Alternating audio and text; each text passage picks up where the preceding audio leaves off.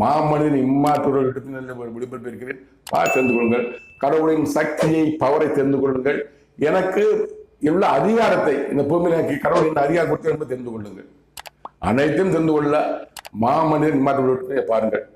சொல்றேன் நானு, ஆதிம தொண்டர்களே, எடப்பாடி பழனிசாமி தான் உங்களுக்கு பொதுச் செயலாளர், தற்போது ஆதிம பொதுச் செயலாளர்.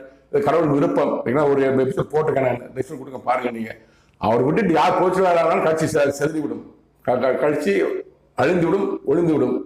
ஆதிம பொதுச் செயலாளராக எடப்பாடி பழனிசாமி தொடர்ந்து இருப்பார்.